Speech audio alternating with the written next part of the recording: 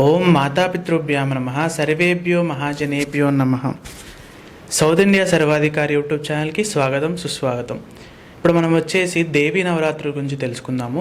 ఈ దేవీ నవరాత్రులు అనేది 9 రోజులు ప్రతిరోజు ఏ అమ్మవారిని పూజించాలి, ఎలా చేసుకోవాలి, ఏ సమయంలో చేసుకోవాలి, ఎలా పూజించుకోవాలి అనే విషయాలన్నిటి గురించి మనం ఈరోజు గురువుగారిని అడిగి తెలుసుకుందాము.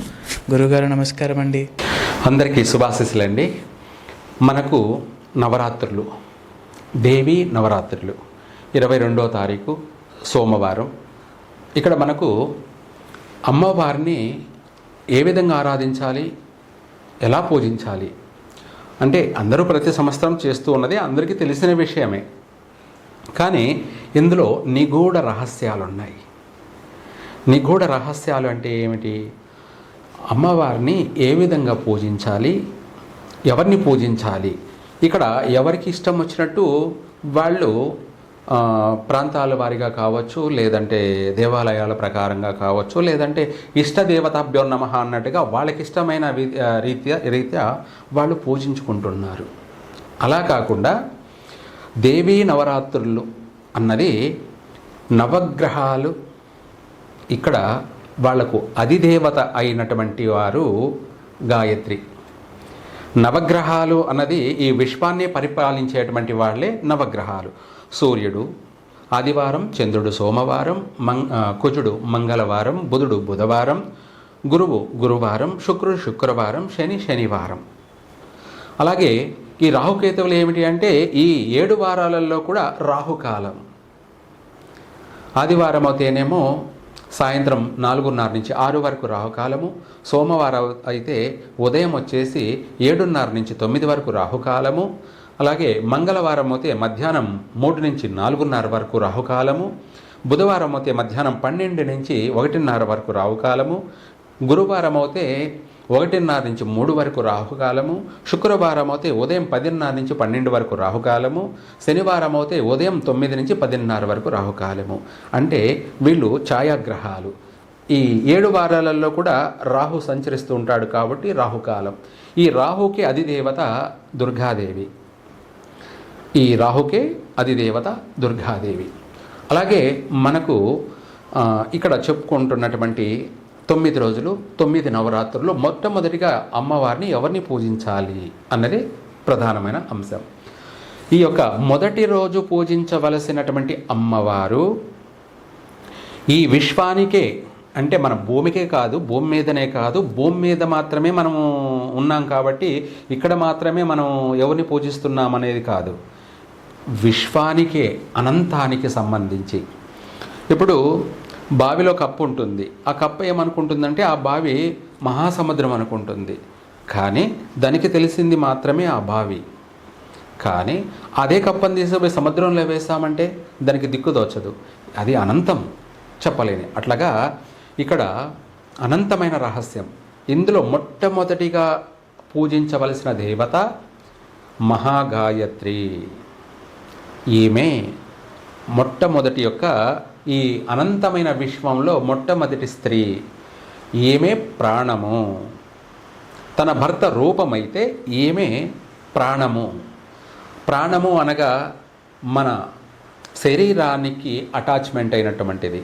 అంటే రూపం ఉంది, ఆ రూపానికి ప్రాణం ఉంటేనే అది పనిచేస్తుంది. మనిషే కాదు, సర్వసకల జంతు పశుపక్షాది అన్నీ కూడా, ప్రతిదీ కూడా రూపం ఉంది. ఆ రూపానికి ప్రాణం పోసేందే గాయత్రీదేవి. ఆ ప్రాణానికి కావాల్సింది జీవం, అంటే గాలి. ఆ గాలి ఉన్నంత వరకే ప్రాణం ఉంటుంది, ప్రాణం ఉన్నంత వరకే శరీరం ఉంటుంది. ఇవి బాగా మీరు అర్థం చేసుకోవాలి.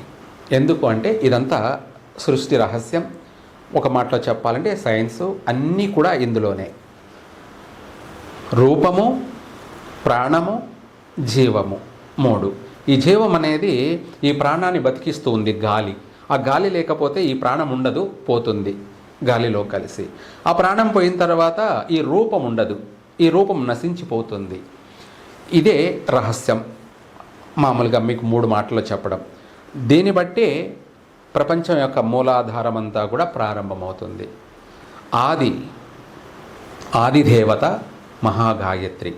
ఈమె పంచతలలు అంటే 5 తలలతో కూడుకొని ఈ విశ్వాన్నంతా కూడా ప్రతిరోజు ప్రతినిత్యం ఎన్నో కోట్ల జీవరాశులకి ప్రాణం పోస్తూ ఉంది. ఆ రూపానికి ప్రాణం పోస్తుంది. ఏమే ప్రారంభం అని చెప్పడం. ఆ యొక్క మహాగాయత్రిని మొదటి రోజున ఎప్పుడైనా సరే ఎక్కడైనా సరే అమావాస్య అయిపోగానే పాడ్యమి తిథితో మొదలవుతుంది. అంటే 1వ రోజు అమావాస్య అన్నది శూన్యం, అలాగే 0 1 ప్రారంభం. అంటే ఆ 1 గాయత్రీదేవి, ఆమెతో ప్రారంభమైంది ఈ యొక్క ఈ భూమి మీద జీవరాశి అన్నది. ఆమెతో ప్రారంభమైంది 1వ తారీఖు అంటారు ఇంగ్లీష్ ప్రకారంగా. దాని తెలుగులో పాడ్యమే తిథి. చైత్ర మన ఆశ్వేయుజ శుద్ధ పాడ్యమి. ఆశ్వేయుజ శుద్ధ పాడ్యమి. శ్రీ విశ్వావసునామ సంవత్సరం ఆశ్వయుజమాసం శుద్ధ పాడ్యమి మొదటి రోజు గాయత్రీదేవిని పూజించాలి. దాన్నే గాయత్రి పాడ్యమి అంటారు. 1వ రోజు ప్రారంభం. ఇక్కడ ఏం చేస్తున్నారంటే ఎవరికి వాళ్ళ ఇష్టం వచ్చినట్టు 2వ రోజు పూజించుకోవడం కానీ, లేదంటే ఇంకా వాళ్ళ ఇష్టానుసారంగా పూజించుకుంటున్నారు. అది వాళ్ళ పర్సనల్ వ్యక్తిగత ఇష్టదేవతాభ్యో నమః అన్నట్టుగా వాళ్ళకి ఇష్టమైన రీతిలో పూజించుకుంటున్నారు.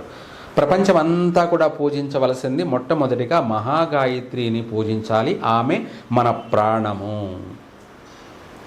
మన జీవము, మన రూపము అన్నీ కూడా ఆమె. అందుకనేసి ఈ యొక్క గాయత్రీదేవిని మొదటి రోజున పాడ్యమి రోజున ఈ గాయత్రీదేవిని పూజించినట్టయితే ప్రపంచమంతా కూడా సంపూర్ణ ఆయుష్తోటి, సంపూర్ణమైనటువంటి ఆరోగ్యంతో, అన్ని విధాల సకల కళలతోటి ప్రతి ఒక్కరు కూడా సుభిక్షంగా ఉండగలరు. అంటే మన సనాతనమైనటువంటి స్త్రీ, మన సనాతనమైన ధర్మస్త్రీ ఎవరైనా ఉన్నారు అంటే అది మొదటిగా మహాగాయత్రీదేవి. ఏమే మన ప్రాణము, ఏమే మన రూపము, ఏమే మన జీవము అన్నీ కూడాను. అందుకనేసి మనము సనాతన ధర్మం ప్రకారంగా మొట్టమొదటిగా పూజించవలసిన తల్లి, మనకు ప్రాణం పోసినటువంటి తల్లి మహాగాయత్రీదేవి. ఆమెనే గాయత్రి పాడ్యమి అంటారు. మొదటి రోజు 1వ రోజుగా ఆ తల్లిని మనము పూజించాలి, ఆరాధించాలి. ఆమెనే ఇక్కడ నవగ్రహాలు, నవరత్నాలు అని మనం చెప్పుకుంటాం కదా. నవ అంటే 9, నవరత్నాలు అంటే మొదటి రోజు కెంపు. అలాగే మహాగాయత్రికి కెంపు బొట్టుగా పెట్టాలి, కెంపు రత్నాన్ని. అలాగే లేదంటే కెంపులతో అమ్మవారిని పూజించాలి.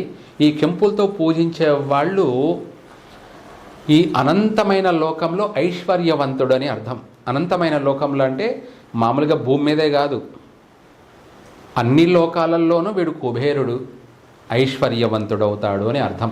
అందుకనేసి నవరత్నాలలో ఉన్నటువంటి మొదటి కెంపు రాళ్లతో అమ్మవారిని పూజించినట్టయితే, అమ్మవారిని ఆరాధించినట్టయితే, అమ్మవారిని ప్రేమించినట్టయితే, అమ్మవారిని మనం అనేక విధాల ఆరాధించినట్టయితే, అది కూడా ఈ కెంపు రాళ్లతో అమ్మవారిని పూజించడం, గోధుమలు నైవేద్యంగా పెట్టడం, ప్రకృతి నైవేద్యం. అలాగే ఇక్కడ మనము ఇంకొకటి కూడా దానిమ్మ పండ్లని అమ్మవారికి ఒలిచి నైవేద్యంగా పెట్టాలి. ఇది ప్రకృతి నైవేద్యం. ఇవి మనం అంటే వీటికి మైలు ఉండదు. మనం ఏం చేస్తామంటే మనం వంట చేస్తున్నాం, ఆ వంట ఎలా వాళ్ళు వాసన చూస్తున్నారు, రుచి చూస్తున్నారు. రుచి అంటే నోట్లో పెట్టి కాదు, అంటే తిని టేస్ట్ చేసి రుచి చూస్తున్నారని కాదు. ఆ వాసన ఎప్పుడైతే వీళ్ళు వండుతూ ఆ వాసనని ఎప్పుడైతే పీల్చుకుంటారో అప్పుడు వీళ్ళు మొదటిగా స్వీకరించేసినట్టే. అమ్మవారి కంటే ముందు వీళ్ళు స్వీకరించేస్తున్నారు నైవేద్యాన్ని. ఆ వాసనే వీళ్ళకు ఆహారం అయిపోతుంది. ఇక్కడ మనం ముందే ఆహారాన్ని స్వీకరించేస్తున్నాం, తర్వాత అమ్మవారికి నైవేద్యం పెడుతున్నాం. అందుకనేసి అది కాదు.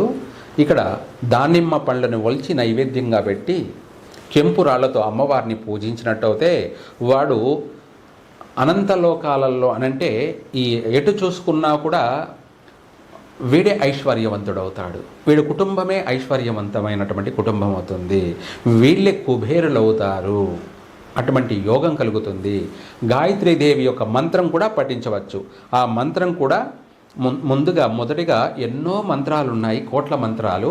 ఇంకా చెప్పాలంటే మీరు దుర్గాదేవిని ప్రతిష్ఠ చేయాలన్నా, లక్ష్మీదేవిని ప్రతిష్ఠ చేయాలన్నా, సరస్వతీదేవిని ప్రతిష్ఠ చేయాలన్నా, శివుణ్ణి ప్రతిష్ఠ చేయాలన్నా, ఆ మహావిష్ణువుని ప్రతిష్ఠ చేయాలన్నా, గణపతిని ప్రతిష్ఠ చేయాలన్నా, ఆంజనేయ స్వామిని ప్రతిష్ఠ చేయాలన్నా, నువ్వు ఏ నాగదేవతను ప్రతిష్ఠ చేయాలన్నా ప్రాణప్రతిష్ఠ అన్నది గాయత్రి మంత్రంతో కూడుకొనే ఈ దేవతలందరికీ కూడా ప్రాణప్రతిష్ఠ చేయాల్సింది వస్తుంది. ఏ దేవుడికైనా నువ్వు ప్రాణప్రతిష్ఠ చేస్తున్నావు, ప్రాణం పోస్తున్నావు అంటే నీకు ఈ గాయత్రీదేవి ప్రాణం పోస్తే నువ్వు పుట్టి పెద్దవాడివై అదే దేవుడికి నువ్వు ప్రాణం పోస్తున్నావు. ఆ మంత్రం కూడా గాయత్రి మంత్రమే. ఆ మంత్రాలలో కూడా కోట్ల మంత్రాలు ఉంటాయి, కానీ మనం ఒక మంత్రం చెప్పుకుందాం. ఓం హంస హంసాయ విద్మహే పరమహంసాయ ధీమహి తన్నో హంస ప్రచోదయాత్. ఓం హంస హంసాయ విద్మహే పరమహంసాయ ధీమహి తన్నో హంస ప్రచోదయాత్. ఈ మంత్రం అత్యంత పవిత్రమైనది, అత్యంత శక్తివంతమైనది, జీవము ప్రాణము రూపము కలిగినది. ఈ విశ్వానికి మనిషికే కాకుండా సర్వసకల ప్రాణికి కూడా అనంతమైనటువంటి మహామంత్రము. ఈ మంత్రాన్ని పఠించండి.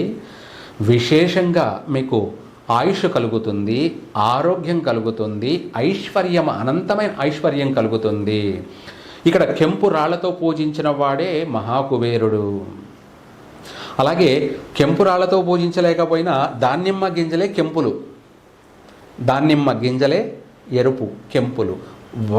ఆ యొక్క పళ్ళతో కూడా పూజించినట్టయితే మనం చెప్పుకుంటుంటాం 3 పువ్వులు 6 కాయలు అని.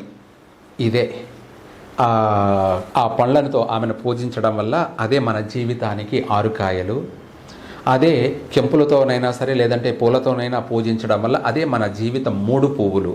3 పువ్వులు 6 కాయలు. సుఖంగా సుభిక్షంగా వాళ్ళ యొక్క సర్వసకల కోరికలతోటి ఏమే మనకు చెప్పాం కదా, ప్రాణము, వేదము, విద్య, అలాగే ఆయుష్, ఆరోగ్యము, ఐశ్వర్యము, అన్ని సకల కళాదేవత, సకల కళాదేవత శ్రీ మహాగాయత్రి. ఈ మహాగాయత్రిని మొదటి రోజున ఇంట్లోనే పూజించుకోండి. అష్టైశ్వర్యవంతులవుతారు, ఆరోగ్యవంతులవుతారు, ఐశ్వర్యవంతులవుతారు, చక్కగా మంచి సంతానం కలుగుతుంది. అలాగే ఇదే కాకుండా మీ యొక్క కోరికలు ఎవరెవరు ఏ కోరికలు ఉన్నాయో ఆ కోరికలన్నీ కూడా నెరవేరుతాయి, చక్కగా కలిసి వస్తుంది. సర్వే జన సుఖినో భవంతు. విన్నారు కదండి, చాలామంది చాలా ప్రాంతాల వారీగా ఒక్కొక్క అమ్మవారిని పూజించుకుంటున్నారు. అలా కాకుండా మొదటి రోజున మహాగాయత్రి దేవి అమ్మవారిని పూజించుకోవడం అనేది శ్రేష్టకరం అని గురువుగారి మాటల్లో తెలుసుకున్నాము. ఇప్పుడు వచ్చేసి మిగతా అమ్మవార్లు అంటే మిగతా 8 రోజుల్లో ఏ అమ్మవారిని పూజించాలి, ఏ సమయంలో పూజించుకోవాలనే విషయాలు కూడా అన్నిటి గురించి తెలుసుకుందాము. ఈ అన్నిటి గురించి తెలుసుకోవడం కొరకు ముందుగానే మీరందరూ లైక్ చేయండి, షేర్ చేయండి, సబ్స్క్రైబ్ కూడా చేసుకోండి. Thank you.